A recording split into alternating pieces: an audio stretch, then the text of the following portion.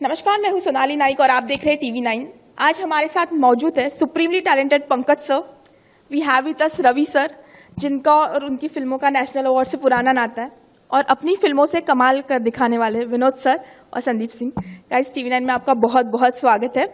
और ट्रेलर काफ़ी बढ़िया था, पूरे परिवार के साथ फिल्म देखने वाली हूँ और काफ़ी एक्साइटेड भी हूँ। आपके परिवार में कितने सदस्य हैं? मेरे 3 ही है।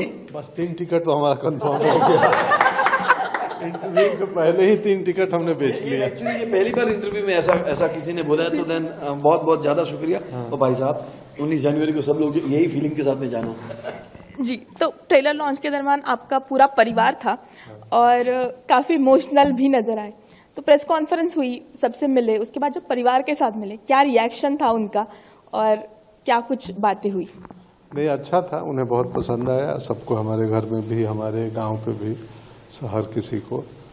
तो अच्छा ही है, सब अच्छा है। एक ऐसे व्यक्तित्व का आप निभाते हो पर्दे पे, तो पूरी जिंदगी भर उनकी जो अच्छाई है वो रहती है। एक ऐसी सीख इस किरदार से आपने ली, वो आप कभी भूल नहीं पाएंगे।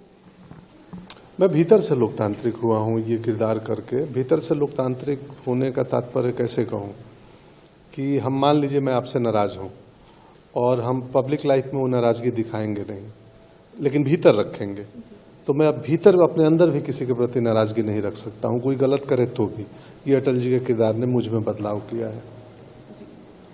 भीतर से लोकतांत्रिक होना इसी को कहते हैं। बिल्कुल सर, जब एक ऐसे महान किरदार को आप निभा रहे हो जिनको करोड़ों जनता प्यार करती है और हर कोई जानने के लिए उत्सुक है कि फिल्म कैसी बनेगी, कितनी बड़ी जिम्मेदारी का काम है और कितना ध्यान रखा गया है, किन बातों का ध्यान रखा गया? बहुत बड़ी जिम्मेदारी है कि इतने बड़े व्यक्तित्व के ऊपर सिनेमा बनाना, जिनके असंख्य हजार किस्से हर किसी को पता है और इतना विराट जीवन है। तो ये जिम्मेदारी थी कि हम लोग जस्टिस और न्याय कैसे करेंगे।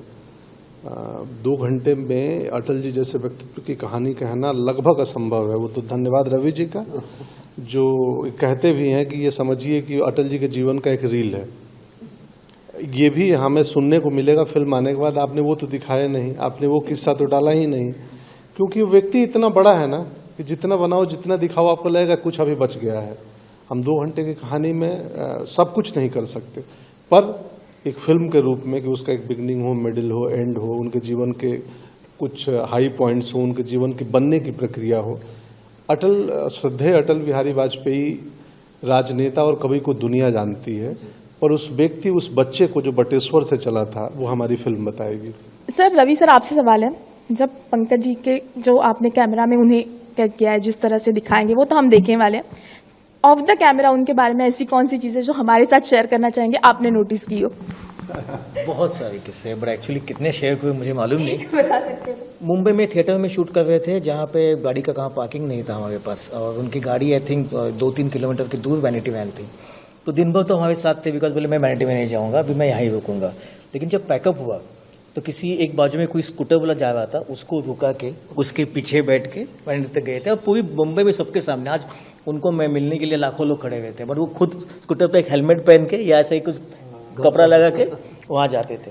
तो बहुत, अब ये खुद योगा करते हैं, एंड किसी को सेट पे काफ़ी बार ऐसा होता है, किसी की पीठ दुख रही है तो ये खुद चालू होते थे, यार एक सो जा, यहाँ पे, यहाँ ऐसे कर जा, यहाँ पे ऐसा करना चाहिए, ऐसा एक्सरसाइज करो। तो ये हमने काफ़ी बार देखा हुआ है, और मैं जेन्युइनली बोलता हूँ कि कभी ऐसे लगा नहीं कि कोई स्टार के साथ हम लोग काम कर रहे हैं, एक भी दिन नहीं लगा।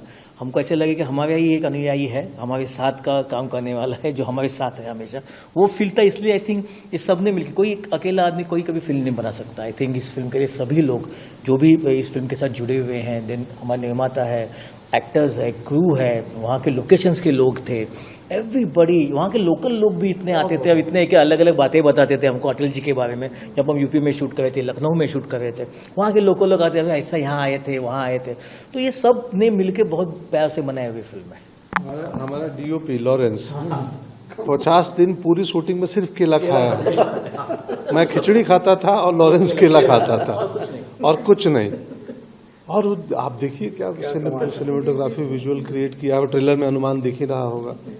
सिर्फ केला खाता था बेचारा, उसके डॉली में कैमरे के नीचे केला 4 पड़ा हुआ है।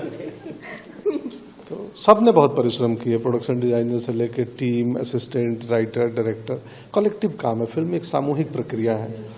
हम एक्टर का चेहरा दिख जाता है तो लगता है हमारी फिल्म है। हमारी फिल्म नहीं है। जितनी हमारी फिल्म है उतनी विनोद जी की, रवि सर की, संदीप की, उन तमाम लोगों की जो इससे जुड़े हैं।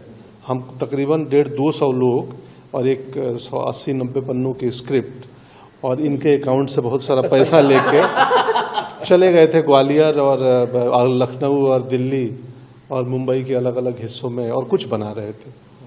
और उस परिश्रम का नतीजा 19 जनवरी को सिनेमाघरों में दर्शकों तक पहुंचेगी। मनोज सर से रिसेंटली बात की थी, तब उन्होंने कहा था कि अच्छी अगर फिल्म बने तो ये ऑडियंस का दायित्व होता है कि वो थिएटर में जाकर देखे। आजकल हर हफ्ते हम 1000 करोड़, 200 करोड़, 300 करोड़ की बातें सुनते हैं। क्या इस करोड़ों की आंधी में अच्छी जो सिनेमा या अच्छी कहानी सर्वाइव कर पाएगी या सिर्फ OTT तक सीमित रह जाएगी? देखिए जी, बाजार में ना शुद्ध देसी घी भी बिकता है और नशे के सामान भी बिकते हैं। तो अब ग्रहण करने वाले पे डिपेंड करता है कि उन्हें क्या खाना है। तो कभी भी कीमत से अच्छी और बुराई का निर्णय नहीं हो सकता है।